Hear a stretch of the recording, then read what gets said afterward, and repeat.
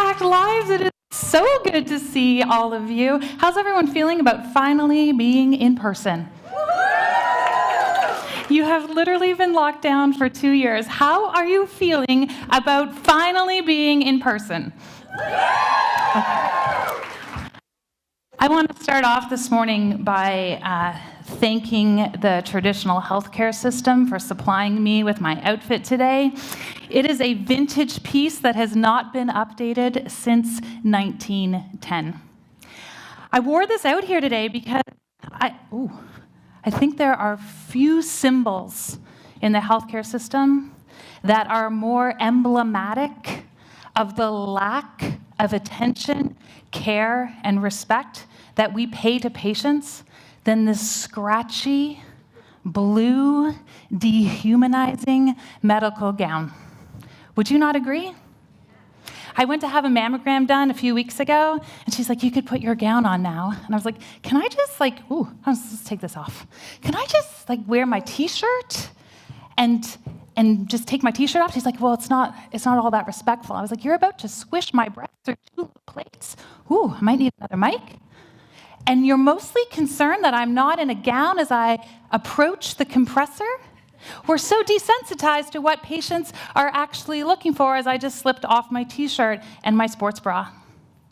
What we're talking about today in the next few days, when we get into this idea of the future of health, are not just the technologies that make it easier for us to access diagnostics or connect to the energetics of people.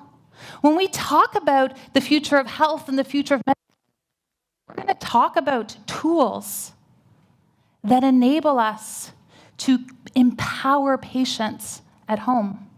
We're going to talk about tools that have more to do with our philosophy of care and the mechanisms of care delivery than the technologies that allow us to get people better faster.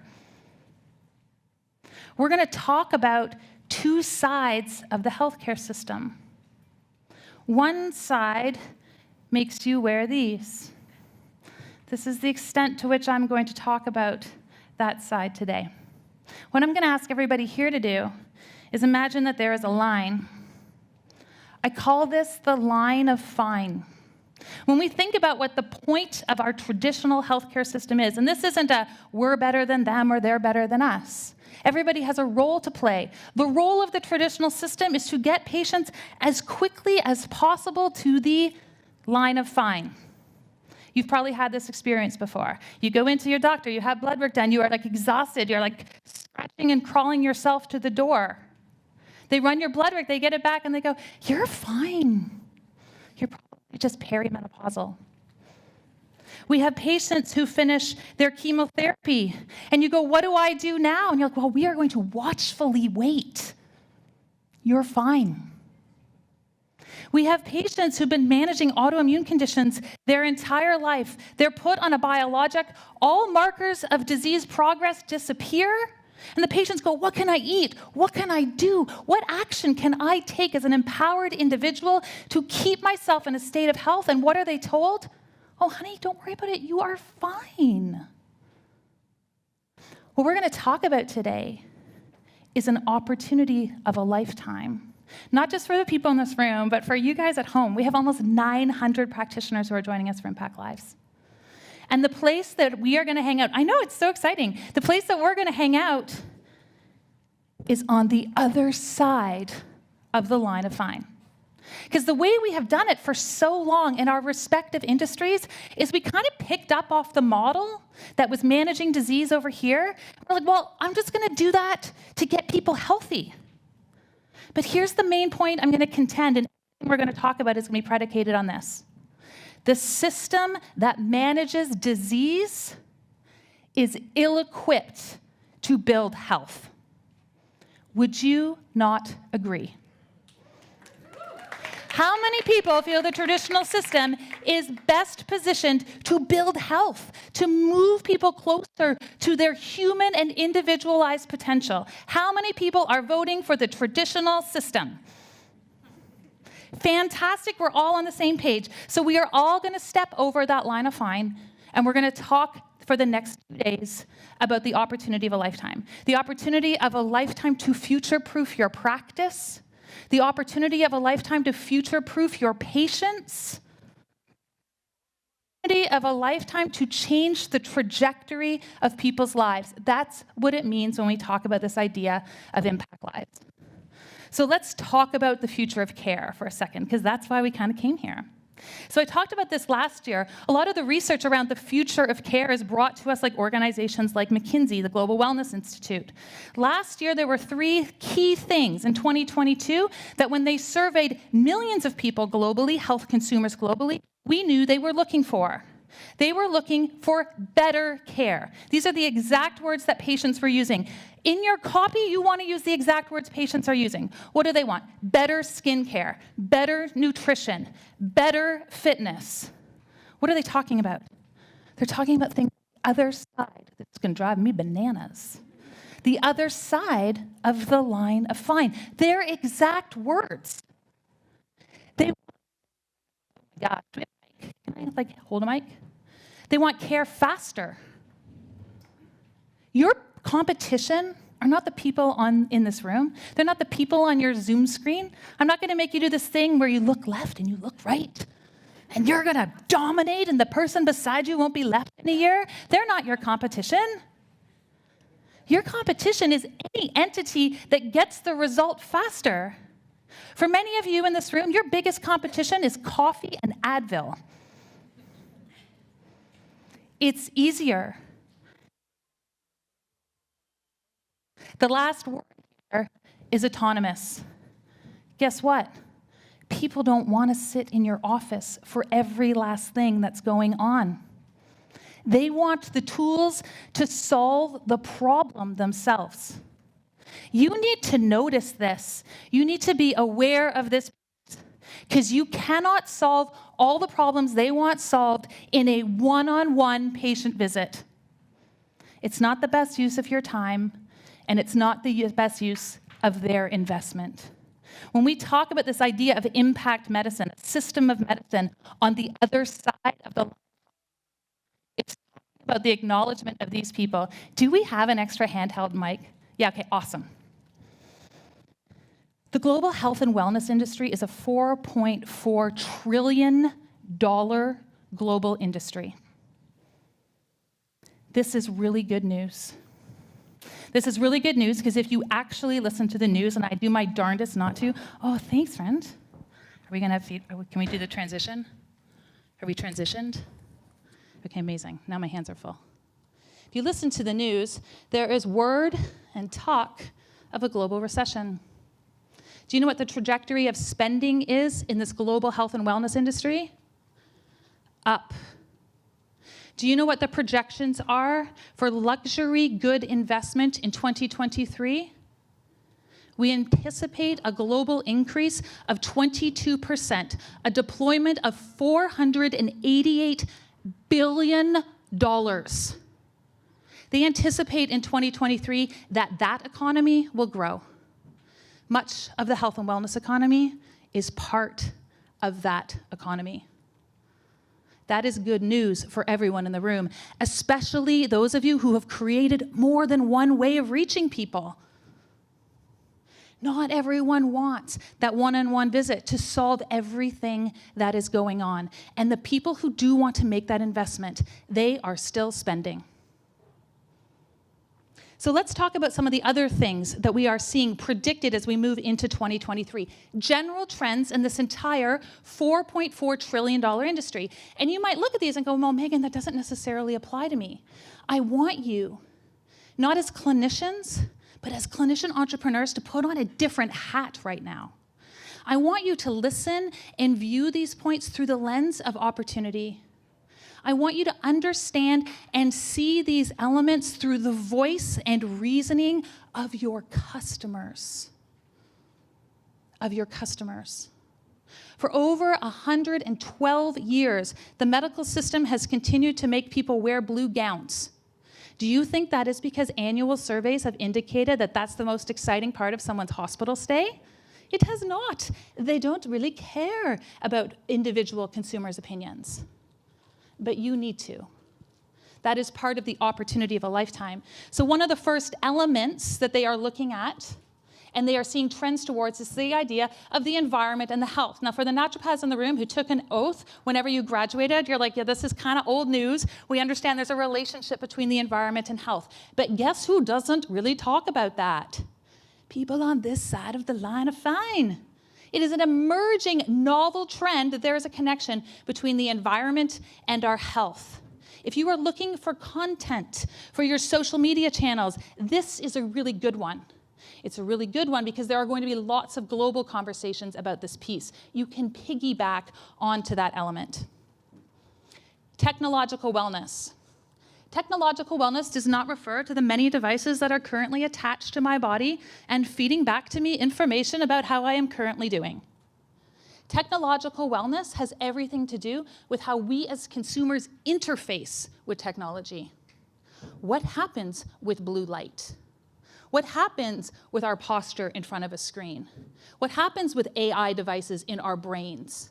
What goes on epigenetically when we are on a cell phone for 8 hours a day? That's technological wellness. There is an entire niche for those of you who have yet to make a decision about your niche that could focus entirely on this. Your clients, I was going to say will be Twitter, but maybe not. There'll be companies like Salesforce. There'll be companies like Amazon. There'll be companies that put their employees in front of a computer day in and day out. Technological wellness will be a huge part of the conversation over the course of the next 2 years. Now, this is an area that's traditionally been challenging for us to address as individual clinicians. But it's really critical to understand that we are seeing a rapid shift in senior living. 4 years ago, if you held stock in any of the big senior living companies, we'll talk about Canada, but it was mirrored in the United States and globally, you saw those stocks going like this. There's a company in Canada called Chartwell. They run long-term care facilities. If you had stock in Chartwell, you were quite pleased with your returns. Now, notwithstanding the crisis that has taken place in long-term care facilities over the course of the last year, what we are rapidly seeing with wealthy baby boomers is they're saying, oh, I am so not doing that. This industry is ripe for disruption. I don't know what it will look like, but it would be one that I would pay attention to. Those baby boomers are looking to invest in their health. My favorite niche right now, I've been talking about this for like 3 years and no one has taken me up on the offer, is osteoporosis. Hello? It's like off the charts. One of the most successful people I know currently treating osteoporosis is a Marine in the United States. For 3 years, I've been like, will someone pick up this niche and run with it? We're going to see complete disruption in senior living. Wellness travel versus medical tourism. Remember when it was a thing like 3 years ago, you'd travel somewhere, you'd get your stem cells, you'd travel somewhere else, you'd have that surgery you'd been waiting 2 years to have done. This idea of medical tourism was something we saw a lot of pre-pandemic. What are we seeing post-pandemic? Every darn trip you go on is an opportunity to get better. It's an opportunity to undo all of your historical, multi-generational traumas. This idea of wellness travel as an inclusive feature of almost any family trip you can imagine, including Disney World, is going to be an emerging trend. How many of you are like, I would love to run a retreat someday? Yeah, so many of you lately have been there like, Megan, I want to do this. I want to run retreats. How you incorporate those retreats is where your entrepreneurial brain needs to go. How do you pair your retreat with some other type of travel offering? What type of high-end travel agencies do you work with? The luxury goods market is going to increase by 22% in 2023. That is the market of wellness tourism. Women's health. It's about time, right?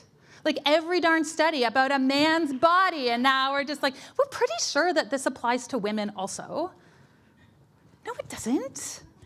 And not only are we seeing that, but there's been enough women who are like, holy smokes, guys. Let's get our act together here. Let's talk about women's health in an entirely unique way that technology companies are going, whoa, what if we combine this new interest in women's health, she says sarcastically, with AI technology? What happens then? Women's bodies are kind of complex. What if we can use artificial intelligence to predict patterns we're going to see down the road? How does that influence your work in your office as someone who specializes in preventative care? Let's take that a step further. How does predictive AI impact your transformational process as a clinician in general? Think about that for a hot second. Grab your notebook. Start to brainstorm on that. See, you don't have to be interested in this stuff. You don't have to know how to do it. You just need to know it's going to happen. And this is what Sarah was saying before. She's like, some of the things you're going to hear will make you feel uncomfortable. Because here's the truth. A $4.5 trillion industry is not going to wait for you because you're not ready. It's just not. The river is flowing. What we're going to do this weekend is we are literally going to give you, I don't even know where the voice is going into anymore, so if you can't hear me, tell me. We're going to give you like giant unicorn inner tubes so you can float down the river of the future of health. You need to acknowledge that it's going to happen. I want you to start to think about, as a clinician entrepreneur, what am I going to do with that? What can I do with that? What type of mind-blowing health can I be responsible for delivering to my patients if I partner with and understand and accept this technology as part of the process? This is my favorite. I was like, I feel like this might need some context. Urban bathhouse. That was literally how it's titled. I'm going to grab some water. We're going to see what happens here with all the things I'm trying to manage. Has anyone been to Othership here in Toronto? Yeah, everyone's like, it's so amazing. Yeah, just for our code group who thinks we're going there Saturday, we are not going there Saturday. I want to manage your expectations. We tried really, really hard. What is Othership? Othership's this amazing place where you can go and cold plunge and then sauna and then do these like communal breathwork classes. There's no alcohol there. There's no let's go socialize and get drunk together. It's like let's go socialize and improve our health together. It's amazing because it combines community. We've got Michelle Paris sitting here in the front row. And that deep human desire for connection. And it combines it with this interest in autonomous health. It combines it with this interest in maximizing human potential. No wonder they're doing so well. The clinician entrepreneur brain in you, I want you to look at what their model is. Not like how did they set up the flow through their space and their clinic and how many cold tubs did they have. But why are they opening up a second location when any other kind of retail business right now is contracting? Because the luxury goods market is going to grow by 22% in 2023, and whether you are ready to admit it or not, you are part of that industry as well. Now I want to change my slide, but my hands are full and I still haven't had my water. Hang tight.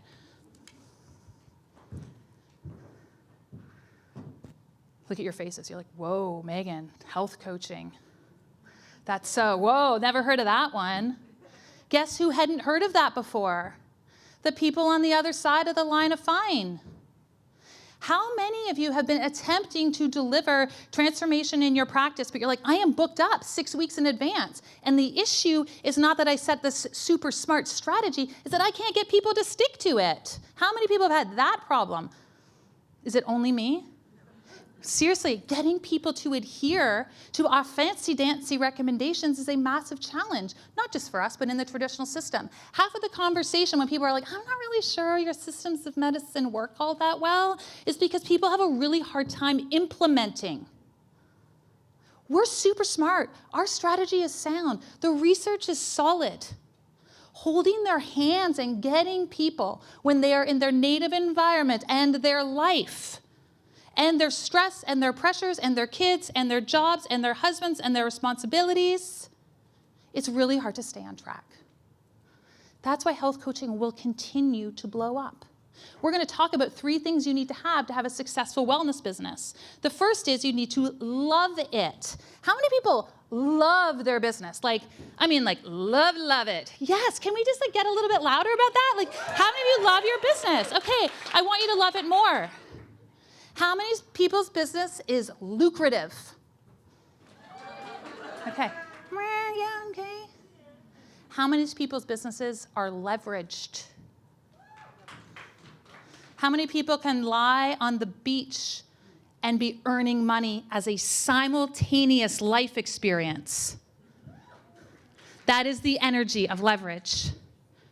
For you to have a safe, secure, future-proof practice, leverage is going to be a huge part of that piece. We're going to talk about how to do that this weekend. This is one of the ways to do it. You have 3 identities as a clinician. You can be the strategist. The strategist is paid the most. The strategist has spent 10,000 years in school. You've written 8 million exams. I'm not exaggerating. You know I'm not exaggerating. The strategist doesn't just disseminate information because information's cheap. The strategist literally sets the strategy for the patient in front of them. The buck stops with you, literally and figuratively. The next role you can carry as a clinician is that of a coach. Some of you are excellent coaches. You're excellent at motivating people forward. I was really good at motivating people forward. It was not the best deployment of my skill because I was a really good strategist. I cannot always be both. As I grow, I cannot be both. The strategist is the higher earner between the coach and the clinician setting the strategy because the responsibility lies with them. When you are spending all of your time also coaching, you are further unleveraging yourself. I want to plant these seeds because I want you thinking like a clinician entrepreneur. Your third identity as a clinician is that of technician. I would aim to remove yourself from the technician role as quickly as possible. The technician is doing the IVs. The technician is doing the acupuncture. The technician is not working in a strategic place, and they are always stuck trading their time for money. It doesn't mean that it's not valuable. You're just recognizing the earning potential of all the different things that you can do with your education, with your desire, with your passion, with your vision for impact. This is super exciting to me. I'm going to venture to guess that there's not a single regulator in North America who currently has a policy on how to run your clinic in the metaverse. Some days when I get angry at the regulators for their overly oppressive view on the potential of what we can do with our medicine, I imagine what it would be like to be an avatar in the metaverse delivering and disseminating naturopathic care, but no one really knows where I am or where I live or who's supposed to be telling me what to do. I'm just throwing that idea out to you. I'm like winking at you, but I can't wink on the left side of my face, so that's not going to work. Could you imagine? Like, I can see some of your faces. You're like, holy shit, I could run a whole clinic in the metaverse. Yeah, you could. There's no geographical boundaries. They're like 15 years behind you. They're not even going to see that one coming. But not only that, I'm going down. I didn't mention anyone in particular, but not only that, think about the potential to have a world-class cardiovascular surgeon in London, England, who is literally performing surgery on an avatar alongside a cardiovascular team in Sydney, Australia. Hi, Sydney, Australia, by the way. That is the potential of the metaverse. You can sit and be like, Meghan, I'm not putting the goggles on. I'm definitely not doing that. I'm not taking you up on your offer to have a clinic there. But how cool is it, the stuff we're going to be able to do to transform people's lives?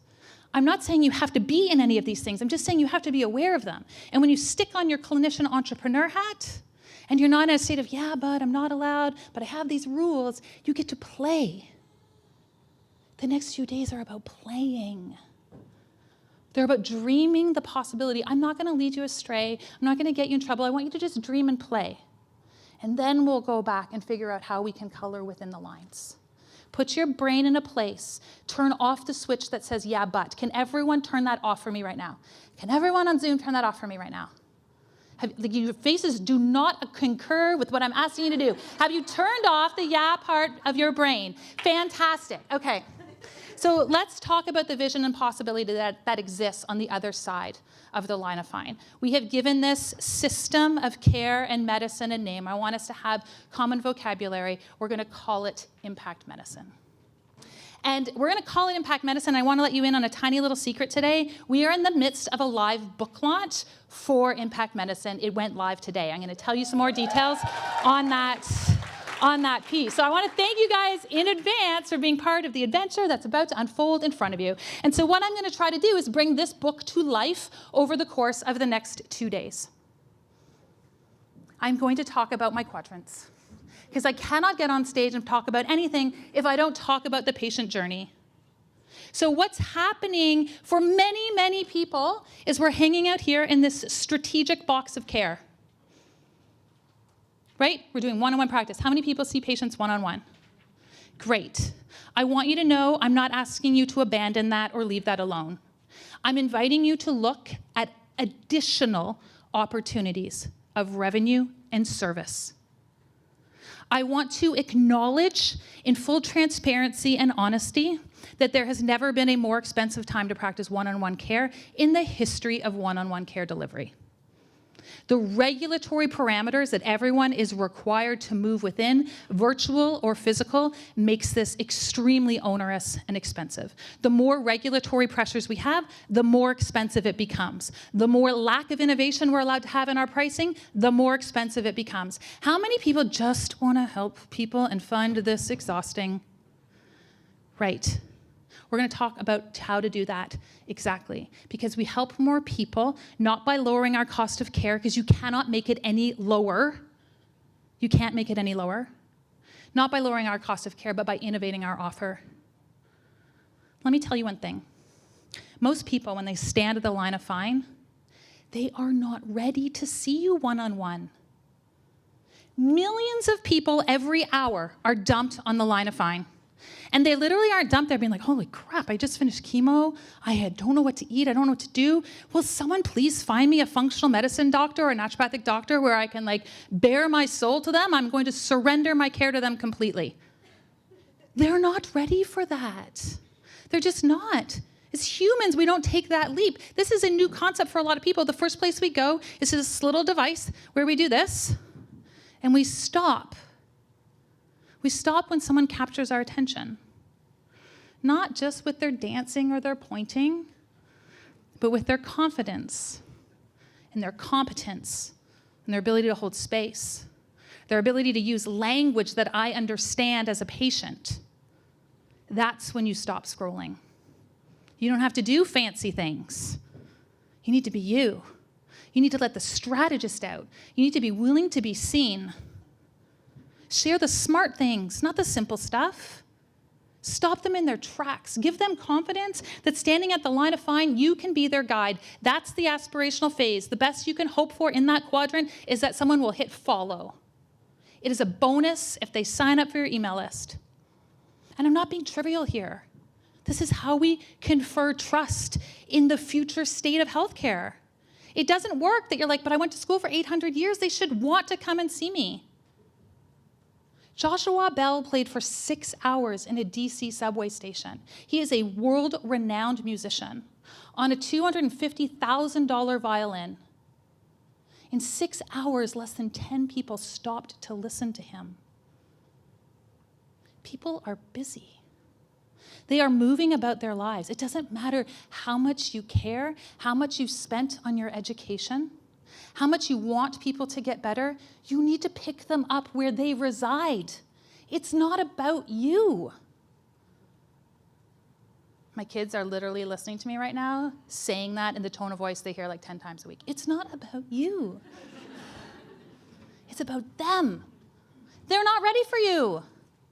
They don't want to tell you that they drink 3 glasses of wine to fall asleep at night. They don't want to tell you they had an abortion at 16. And they definitely don't want to talk to you, having only just met you, about their bowel movements for 40 minutes. They're not ready for that version. They're ready for you to share awesome information that confers trust. You have to build trust before you're going to have any other type of customer.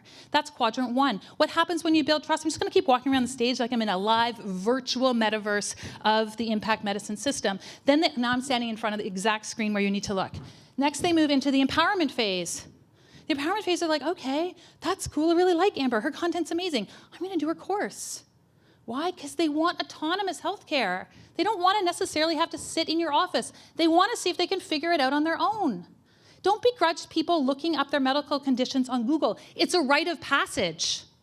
You should be wanting your patients to do that because it is a sign that they're taking their health and putting it into their own hands. That's what happens in that empowerment quadrant. If they get the results they're looking for, cool, they can join your membership. You're going to hear about memberships next. They can join your group program. They can just hang out with you because you're super cool and they love you because you got them well and they don't have to spend thousands of dollars to do it and their time because they're trying to have impact in the world too. That strategic quadrant, that is the most coveted component of your business offering because it's where you give away your time. We're going to talk later this afternoon. We're going to do a whole workshop around setting intention in our business. We're going to start to introduce it right now. We're going to do an inventory on that piece. I want to be really clear, no matter what type of finance model you have in your practice, you're selling packages, you're selling it as a membership, you're selling one-off visits, you're giving away your time to other people.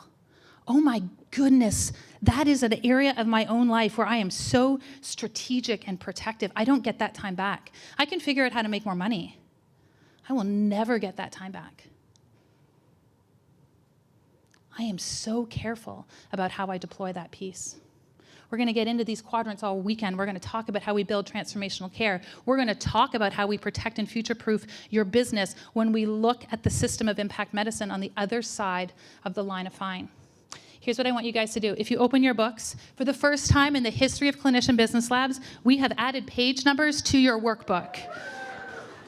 It's actually really hard to do. I'm not being facetious. It's like a whole step. Let's see if we can do this one hand. I think it's around page 11. Bum, ba-dum, bum. Page 11. I want to do a quick check-in.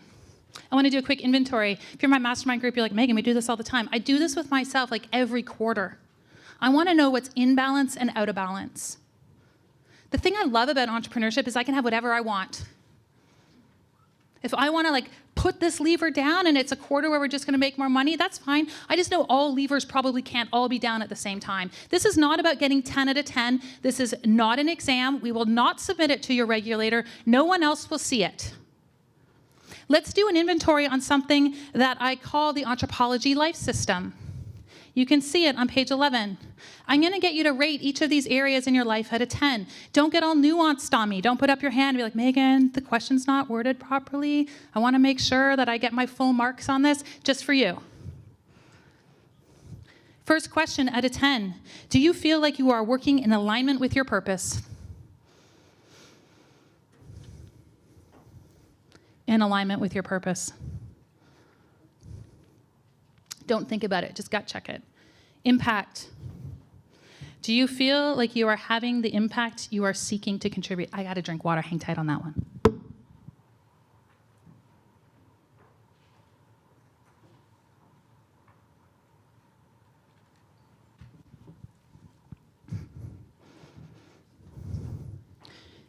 Income. Are you earning what you want to be earning? Are you earning what I want to be earning? If you're in our monologue right now, added the word just anywhere in any type of sentence or thought, I want you to start that thinking again. Are you earning what you want to be earning? Are you experiencing the growth you want to be having and receiving through this experience? If you are not feeling a pressure of growth in your business, I would venture to say you are too deep in your own comfort zone. I love imposter syndrome.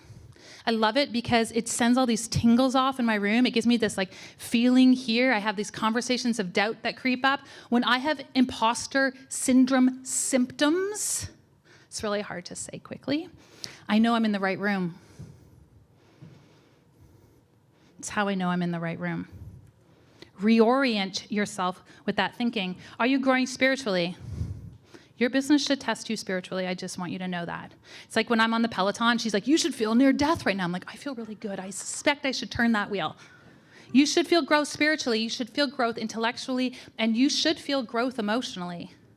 If you do not, I promise you will. You will. It is inevitable. What I want to do is equip you with the tools that make that easier. Your relationships, what's happening to your relationships as you build that business. I really have to, I say this all the time, check in on this one. I can go into my little zone. I got to remember to call my friends. Say hi to my husband. My office is literally in the basement without windows. I can stay there for days. It is soundproof. I don't even know what time of day it is. Are you having the experiences you want to have? I remember a few years ago, I was like, God, I have no idea how I'm going to incorporate travel and all the things I want to do into my career, but I'm going to put it out there that that's one of the things I want to have in the next chapter. It's a huge part of what I get to do. Are you having the experiences you want to be having as a result of your business? Why do I say that? Read between the lines. I want you to be able to write off some of the things you get to do in your life. Ding. Yeah, this is called having your cake and eating it too. It's called having your cake and eating it too. How can I have two things that simultaneously exist? You can't have those unless you have intention around them. What about your own health? How's that doing in the face of your entrepreneurial journey? And finally, your legacy. And I mean legacy in a few different ways. I mean legacy as in the way you lead yourself as a business owner, the way you hold boundaries, the way you protect your future. I also mean it in the context of protecting your intellectual property, all the work that you are doing for all these years. You can trade your time for money for 25 years in practice, and what happens at the other side? I don't know either. Or we can package out that intellectual property. We can teach other clinicians how you get the results that you get. You can become the medical director of your own system and transformational process and outcome. That can be packaged in an infinite number of ways. Everything I talk about over the course of the next few days is not because you have to do it my way. The lens and the desire and the intention in everything that we teach is about moving you to a place where you have more options in your life. Options are what I am ultimately looking for you. So your practice of the future is going to incorporate a few different things, a few different pieces you need to acknowledge. You at the top, I want you to be a central figure. I do not want your business costing you your health or excessive amounts of your time or your mental health or your marriage. We need to know what you want in your life first. Then we are going to look at a few different pieces of your practice. We're going to look at your care models and offerings, the care experience that you create for people, not a blue gown. I'm going to leave it there all weekend, like death to the blue gown. It's just going to lie there, rest in peace. We're going to look at your business viability. And then I'm going to walk over here so you can see the other side of it.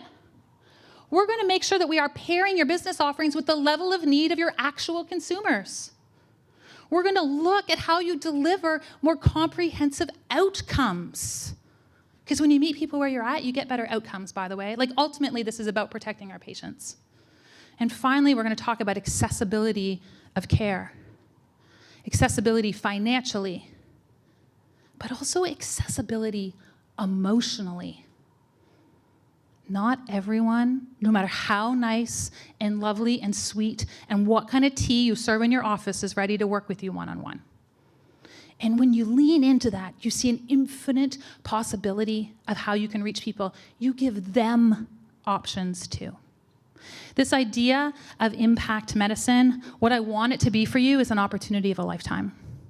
I want the next 3 days to be that moment in time where you're like, I made a different decision.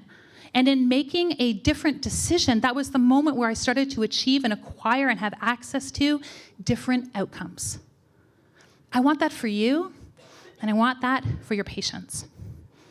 So, in looking at all of these pieces, it's going to mean that we need to look at our businesses differently. It means that we're going to need introductions to new types of tools. And I wanted to start the day not by handing you some cool thing about this neat new medical device, which I'll probably be wearing by next week.